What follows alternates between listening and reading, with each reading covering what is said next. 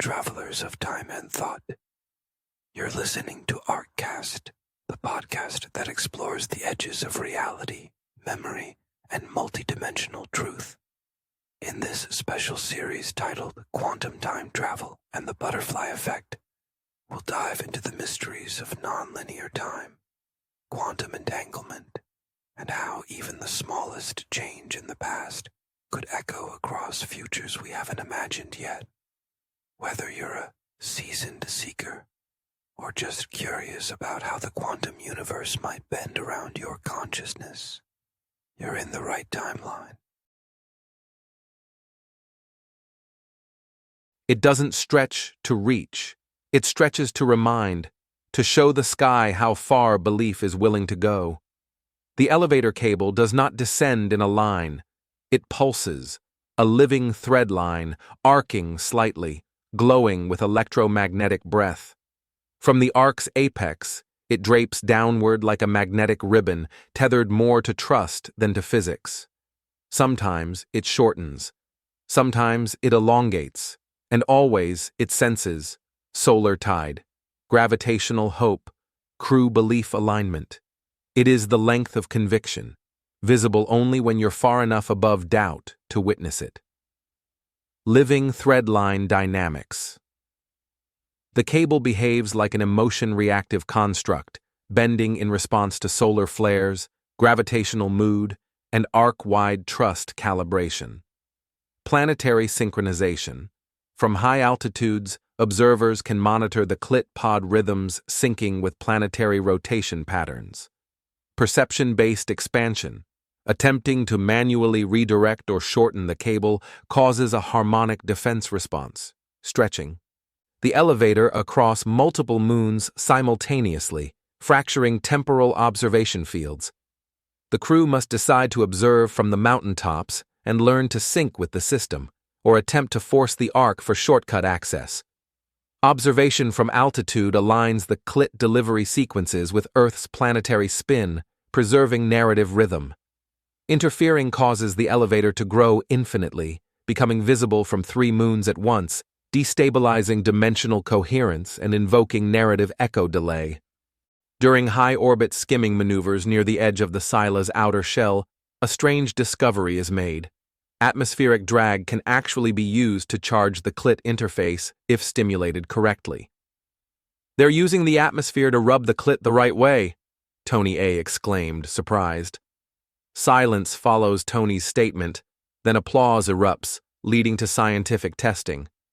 Tony immediately invents the Arc Glide suit, a shimmering jumpsuit designed to skim the CLIT field and triple the juice. However, the marketing pamphlet is suspiciously lacking citations. Blah volunteers to test it. He glides, vanishes, and reappears 7 seconds older, whistling the theme from Book 2. His eyebrows glow like timelines with secrets. The drag field is real. So are the side effects.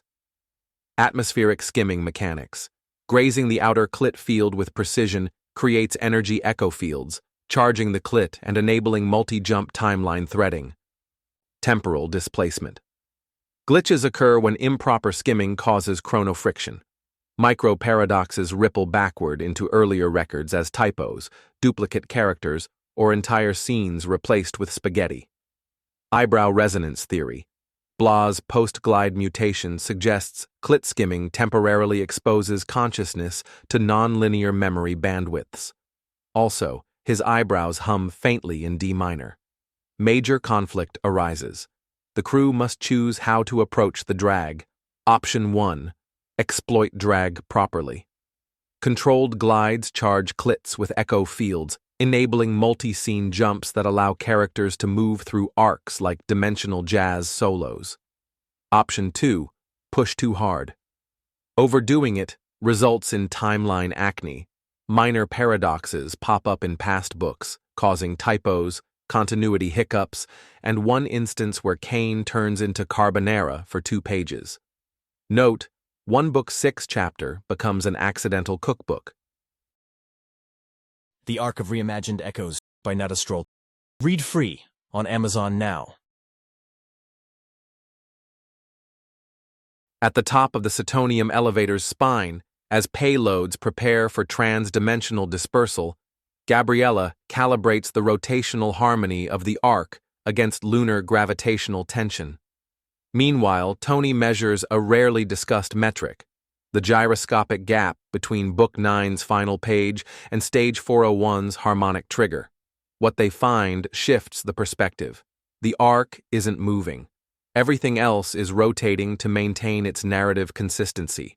Rotation becomes not physical, but predictive, a field of potential that aligns not with what is, but with what's about to be written.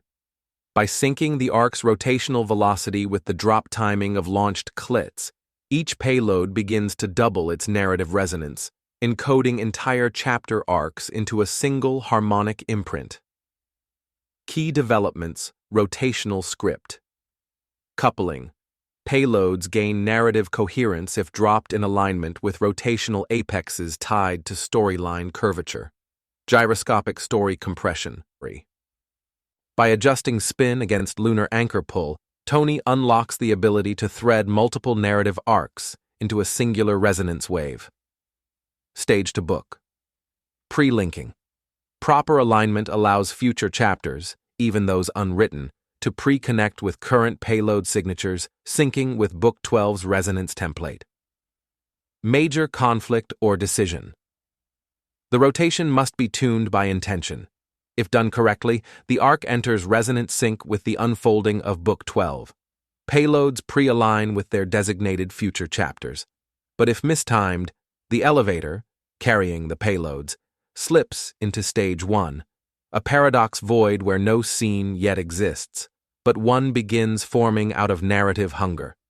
This unassigned scene tries to write itself using fragments from other books, drawing in characters who don't belong and lines that have never been spoken. The arc's space elevator suddenly jolts ore and lights up like a concert. There it goes! That CLIT just hit 2x charge, mid-spin, mid-drop, and look, it blinked, Tony A. exclaimed excitedly. Hovergraphs overlay on screen, stats update in real time. And we're in dual-charged payload mode, 2 CLITs per drop, each one unique. One loaded with Book 3 trauma, the other with Book 12 foreshadowing, Alt Tony shouted energetically. By the power of wind and gigglewire, drop them both, Blah commanded.